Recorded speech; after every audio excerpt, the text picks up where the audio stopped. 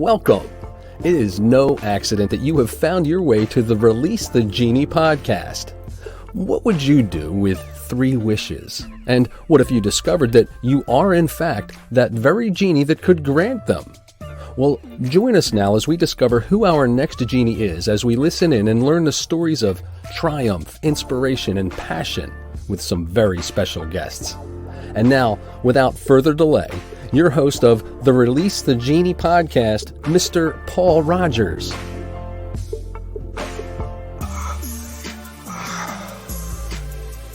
That's so much better. So good morning, good afternoon, good evening from wherever you're tuning in from. I am your host, Paul Rogers, and welcome to another episode of Release the Genie.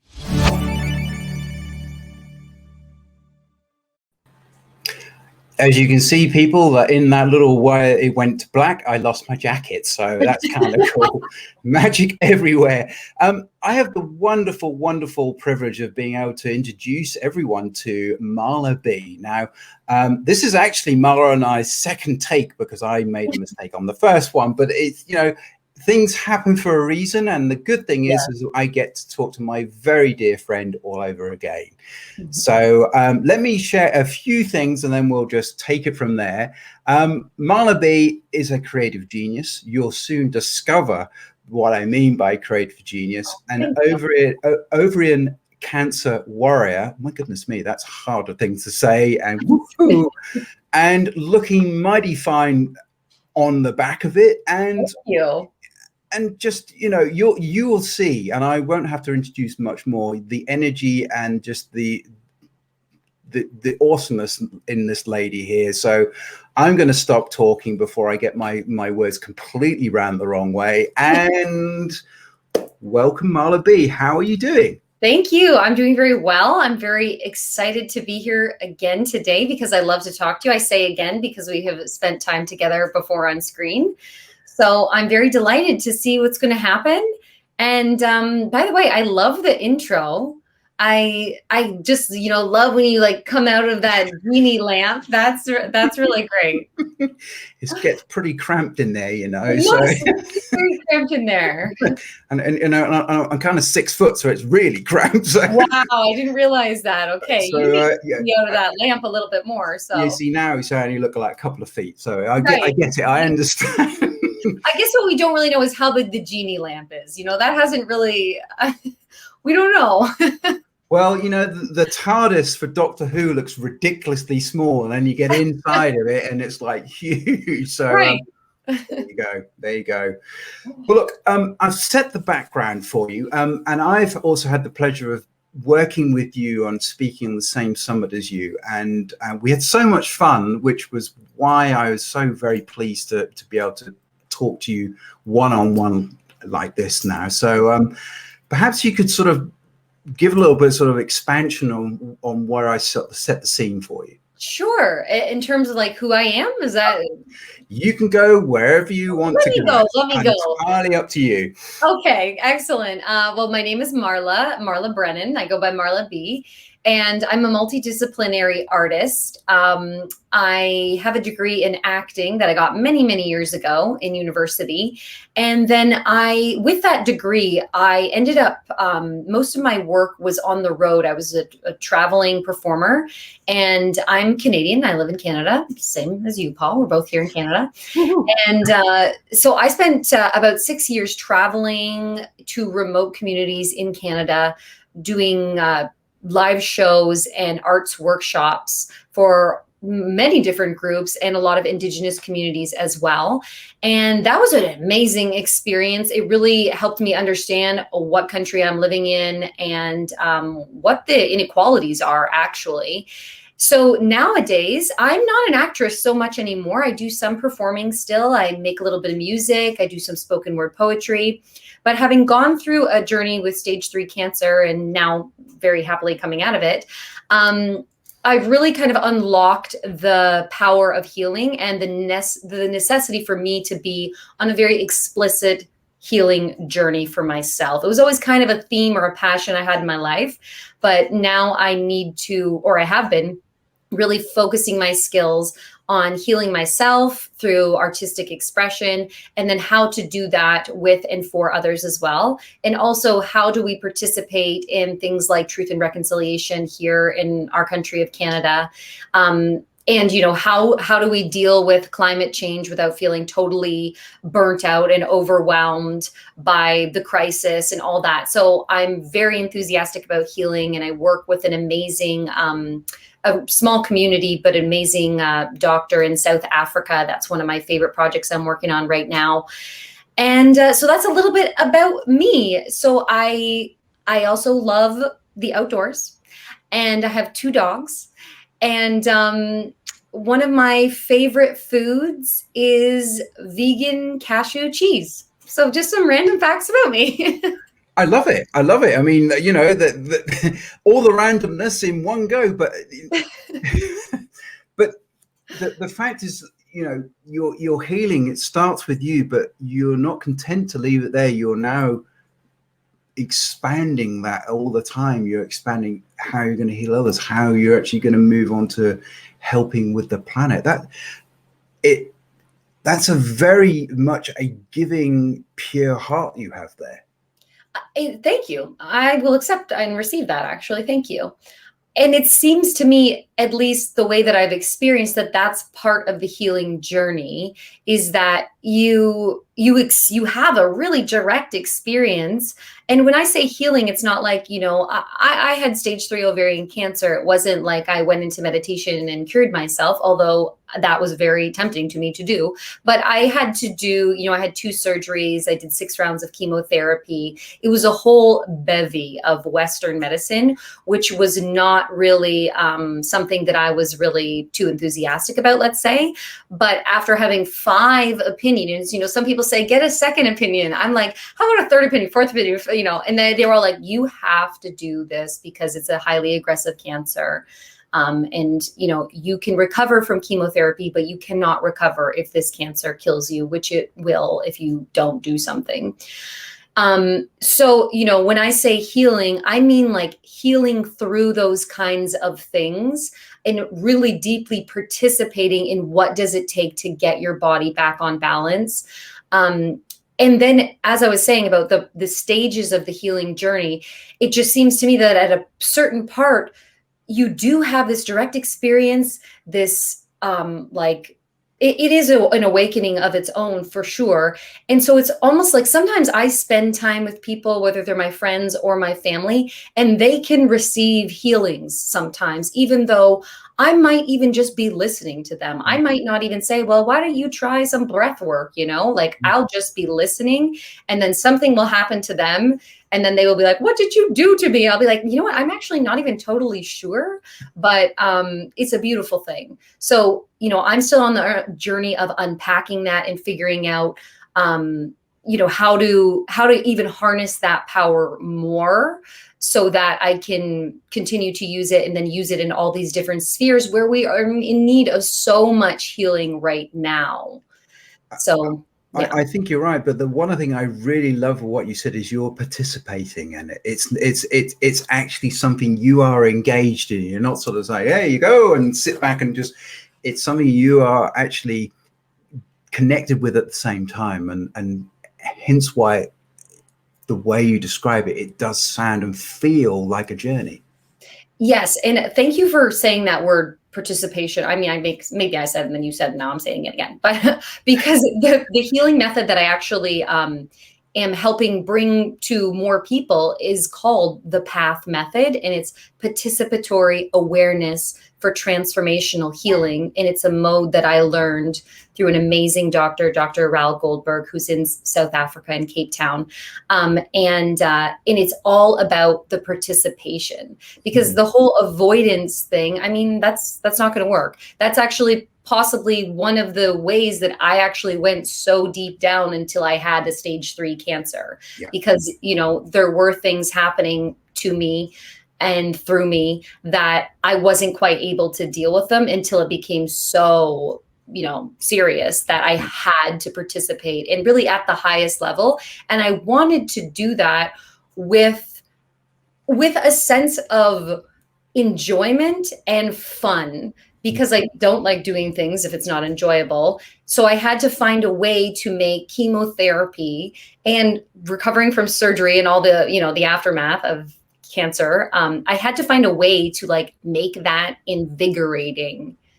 And the way that I found for myself was invoking the imagination to really bring out the best possible narrative in why this was happening or what was happening to me, and really deeply engaging with my creative power so that I could become the different things that I needed to be for myself. If it was like the head scarf hair stylist, since I was bald for a while, or the cancer chef, because I had to completely change my diet, or the water healer, so that, I'd be purifying my water so that after a 7-hour chemo treatment, I'd be like flushing myself with all this blessed water kind of thing. So the fact is that your curiosity, you rather than retreat back in and just accept it, that the fact is you went the other way and embraced it with your curiosity, which I think is a magical part of that journey. So you've already alluded, I mean, what was one of your, and I know there's been more than one, but what's been one of your big revelation or big aha moments throughout your journey?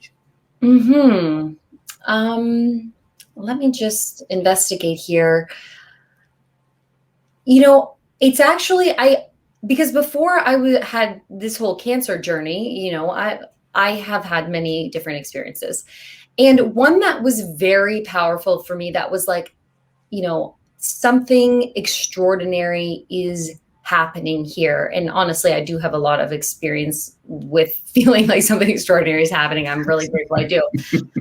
But in 2016, I got very sick with, it was strep throat, and I didn't realize, and I didn't treat it because I was traveling in the States. And then by the time I got back to Canada, I was in septic shock, and, my organs were failing. I was in the ICU, and I had a blood transfusion, all this stuff. And then I got out of there and I recovered. I had a lot of fluid in my lungs, which is a very painful experience. It was a very lengthy recovery for me.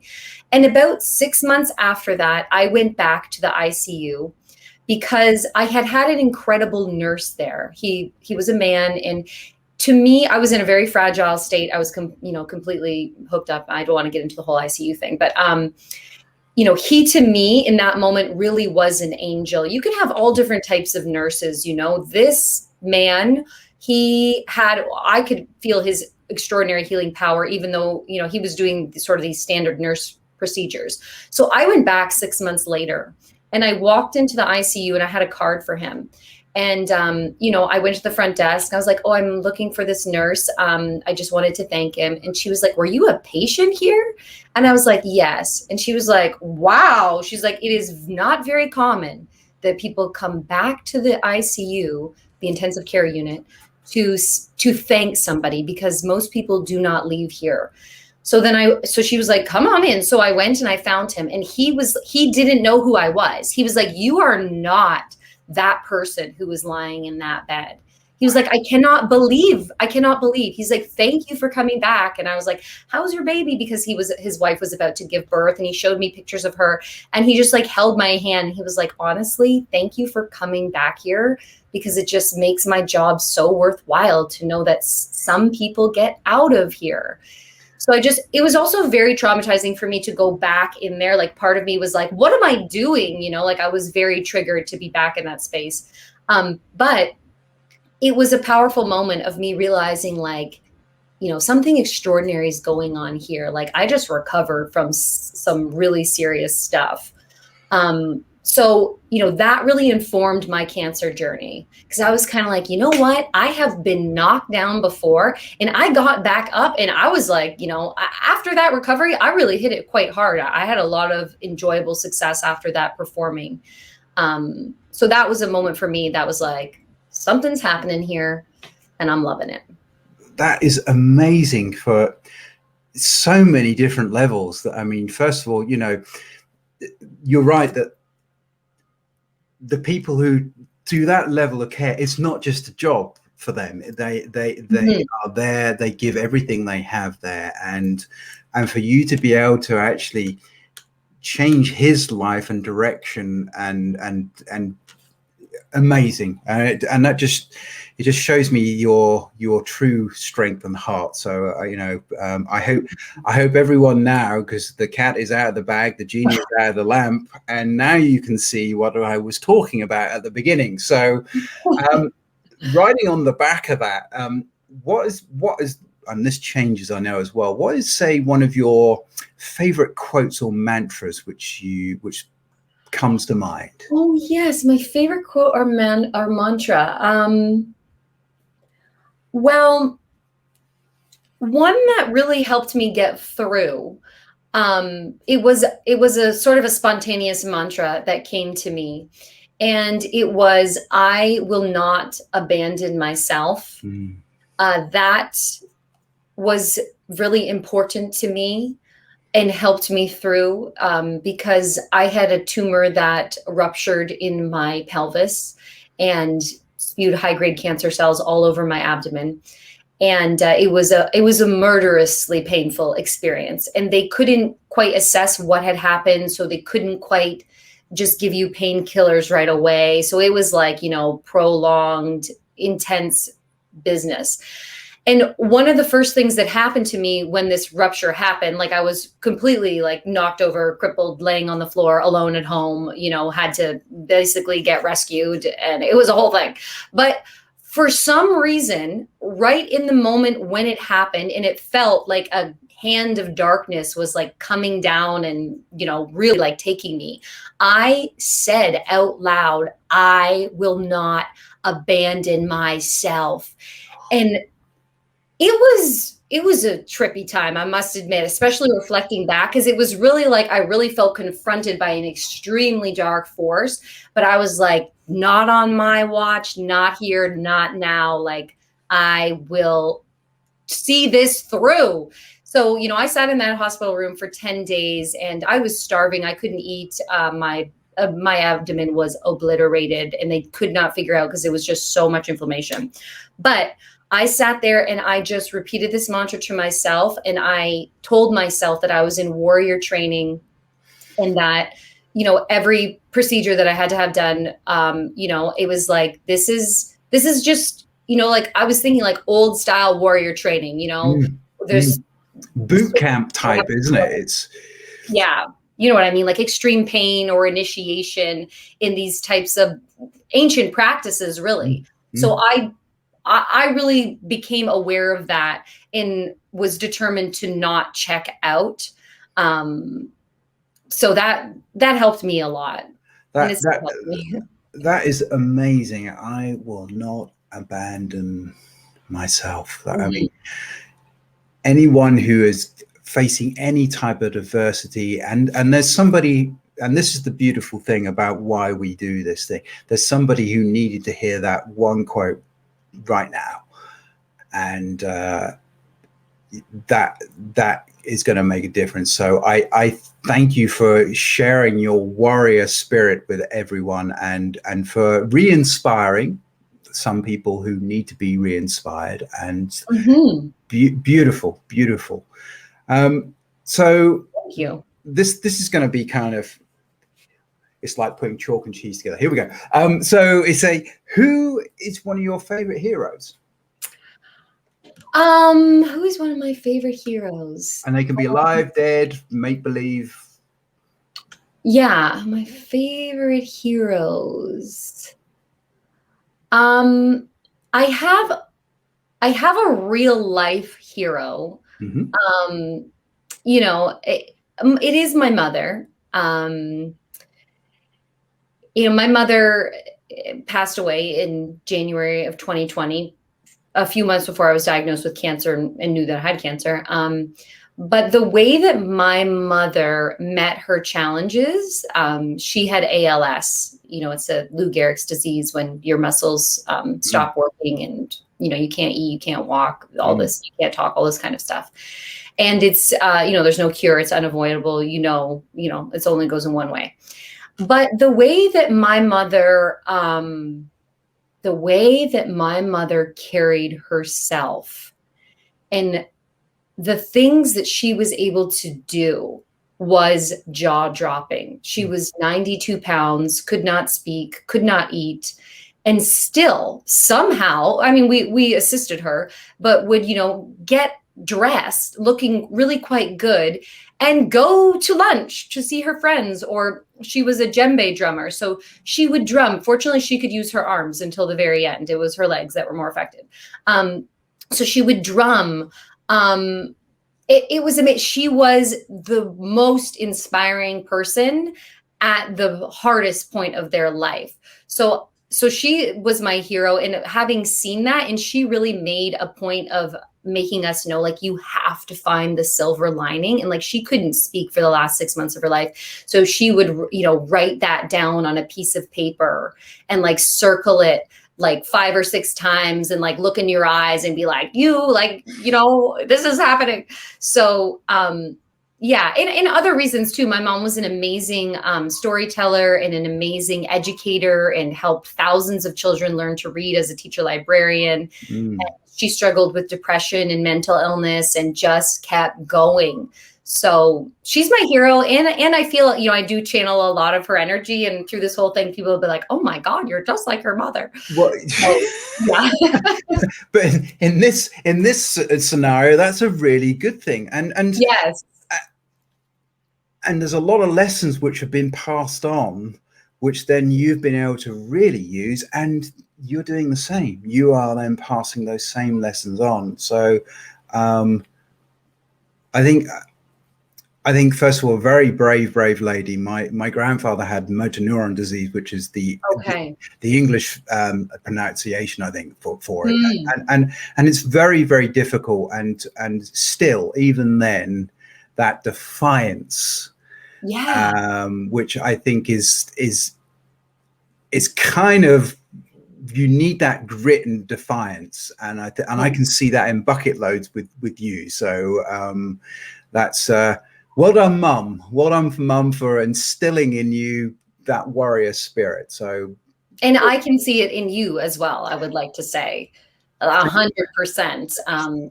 Because, I had the pleasure of interviewing you. I'm just letting people know at a summit that we were doing together. And it was amazing. I have to say, interviewing you was quite a lot of fun.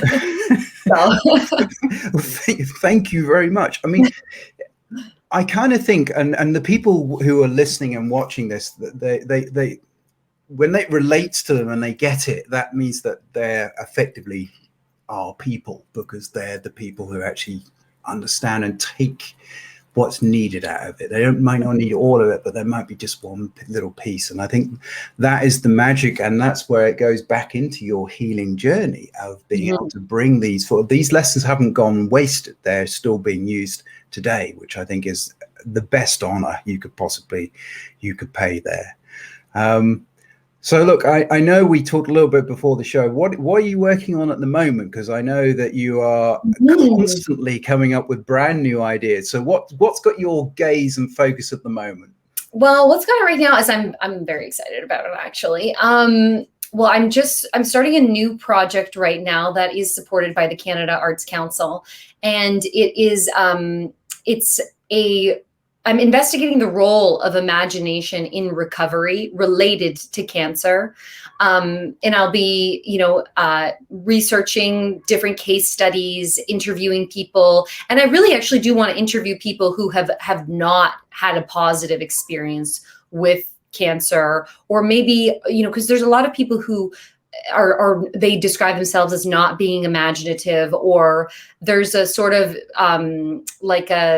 it's not quite a diagnosis, but when you can't create images in your mind, some people, you say, picture an apple, and they can't. So I want to get like a diverse sense of imagination when it's there and when it's not, and how we use it and what role that plays in recovering. And then I want to make performance pieces, because I am a performer, to inspire others who may be diagnosed, because when I was diagnosed, I researched my cancer to find one story of someone who had survived. It's called carcinosarcoma. It usually only affects women over the age of 65. I was 35. And I found no positive stories of this cancer. And the doctor was like, gave me really bad statistics. And I thought, if there was one positive story, even if it wasn't that, I'll live till 86 or 90, I wanted one positive story. So I thought to myself, I want a positive story. And then I saw a woman who had recovered from ovarian cancer, a different kind, but still ovarian cancer. And she was doing a stand-up comedy routine about the unpleasant side of ovarian cancer. And it was hilarious. And I thought, you know what?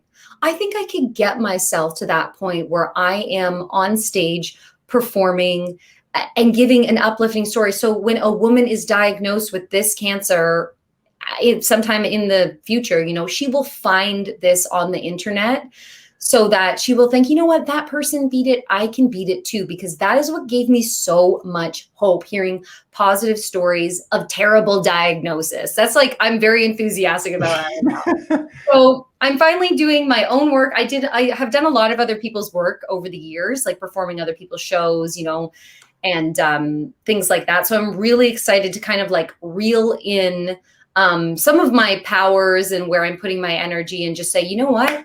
Go for this, because it's so right for me. And I think the consciousness is craving it as well, so that's what I'm working on right now.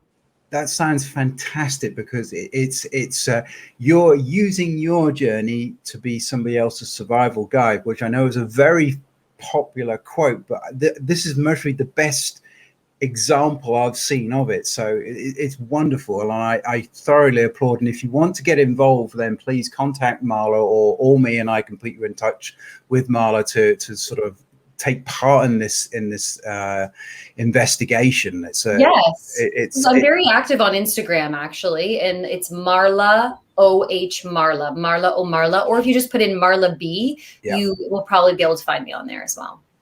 We ain't going to let you go without finding you. You don't worry about that.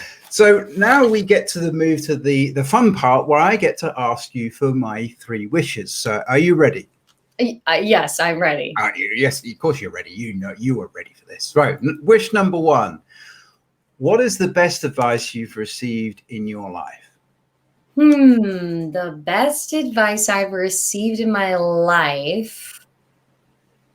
It's very simple. It's very simple. It's advice we have heard many times, and it is never give up. And it was at a time I was in Los Angeles, and, Los Angeles is a wonderful place, and it kind of eats you alive too. I guess it's very hard. And, I didn't know what my work was going to be next, where I was going to live, all this stuff. And I was probably crying on the phone to my dad. And he just said, you know what? You just never give up. Never give up. Just keep going. Never give up. And we've heard that so many times before, but it works, actually. So that's the best advice I've ever been given. It is, because you're being your own advocate. And I think there's nothing more powerful than that, when you hear yourself, like when you said out loud. And the important thing about it, I will not abandon myself. It's the same affirmation. Very, very powerful. And the simple things are always the best. Don't overcomplicate things if you don't need to. We're going to go into wish 2 now. I know you froze for a bit, but I froze for a second, but I'm back, right? That's fine. I kept my eye on you. You just zoned out on your magical carpets, but now you're back. I'm sure my face was probably frozen in some awkward position. Dory, it was not a bad face. So you're okay. Okay, good. Wish number 2. What advice would you give your younger self? Oh, my younger self. First, I'd give her a hug. She was wild and crazy, honestly. I would say to her, what you are looking for is inside of you, and you are directly connected to it. So please stop chasing experiences that you think will bring you satisfaction. And I would say, please stop drinking because you're drinking way too much. And although it is socially acceptable and kind of encouraged by society to drink so much and be so casual, you know, it's not right for you. Mm. I would say that. And then I would also say, but girl, you do you, and I'll be here. I'll be here. You know, I get it. You're human. Is your one shot, it seems, to really, you know, do what you're going to do. So I love you anyway, girl. That's, I think, what I would say. You're a lady who loves to live all experiences. So I suspect that would have been, yeah, thanks for that. No, I don't really regret having a lot of fun, especially because then COVID happened, you know, and I was like, you know what, I'm really glad I had a lot of fun. Since we kind of got all shut down for a while. No, to be honest, and you know, there are no regrets there. So it's, I think it's solid advice, and I think that a lot of people will resonate with that. So 2 for 2, that's pretty good. Let's see how you do with the third and final, which is, could you share one habit that attributes to your success? Yeah, I would say that gratitude immediately upon waking in the morning has incredibly increased my level of joy and enjoyment and freed me from cycles of toxic thinking. So that I used to wake up hating the day because I don't like waking up, frankly. So now I wake up, and if I think, oh, why am I awake? I immediately am like, thank you for waking me up. Thank you for the bed. Thank you for the house. Thank you for the walls. Thank you for the sky. And then I'm in a gratitude rampage. And then I'm like, covers off, like, yes, Jay, this is my day. So I can be a little kooky in the mornings, actually, because I'm like singing, like opening windows. It's like a whole thing over here. So that has helped me a lot.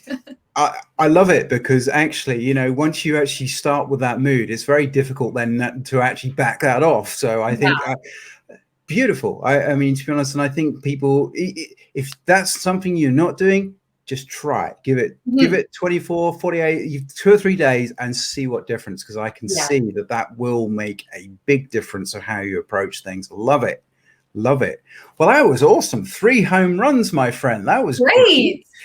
So look, with all this wonderfulness, where can we find you? Because that's what people are going to want to know. Yeah. I think definitely there's a few places, but Instagram, I'm on there and I respond to direct messages. There we go. There's my Instagram. Thank you. Yeah. Marla O Marla. There's actually, Marla O Marla. There's an H in there. It's Marla OH. Oh yeah. Look at that. Look at that. So I'm on there. I'm also actually on YouTube. I have a YouTube channel with my 11-year-old nephew, and it's called the Schwiggity Schwooze, which is kind of hard to spell, but it's because of the town we're in. Sometimes people call it the Schwiggity. So if you go to my Instagram, you can find my link on there. And we just celebrated our 1-year anniversary of being on YouTube, and lots of like really fun, silly, uplifting videos, including when I shaved my head for cancer, which was a little ridiculous because of what happened, but you got to see it on the video. So YouTube, Instagram, and I'm on Facebook too, not as much, but definitely Instagram. I'm on there. Awesome. Awesome. Well, look, you know, plenty of life still there, plenty of mystery as well for us to dive into. I love it. I love it. I love it. Fantastic. Well, look, thank you so much for taking the time. I had so much fun just chatting with you, and I know everyone now will understand what I was talking about when I first started. So thank you once again. Thank you, Paul. You are an inspiration to me, and I'm so glad that we get to be here together. And I'm so glad that our paths have crossed and that we have experienced definitely some synchronicities in here. So it's a delightful experience. Thank you. Well, thank you. And every time we get a chance to chat is always fun. And our conversations are just like what we just recorded, to be honest. It's no different. Yeah. So if you want to have a chat with Marla and get involved in some of the projects she'd be doing, please reach out. You will not regret it. And just think of the gratitude you can actually get there. That's intoxicating. I love that. I'm going to remember that one. So once again, thank you. And thank you for my viewers for watching, giving us some safe space to talk in. And I hope that some of it's resonated and you will be able to go ahead and release your genie. Stay safe. And until the next time, thank you once again and bye for now. Bye. Well, that's a wrap. You have been listening to yet another episode of the Release the Genie podcast with host Paul Rogers. Be sure to follow Paul on the LinkedIn platform and learn more of Paul's resources at www.takeactionacademy.ca. And until next time, as always, be mindful and be sure to release your genie. Thanks for listening.